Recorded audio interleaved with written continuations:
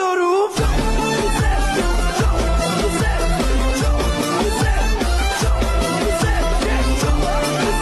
İçim deli gibi anlayan gibi soğukta biz el ele.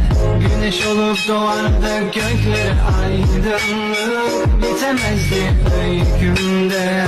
Ama bir şeyler yarım kalınca birden yutkundum. Beni yaktın sen gittin zalim, hepten tutuldum. Yazın ortasında mum gibi, çölün ortasında kum gibi. Senin aşkından yandım bittim, çöle düştüm.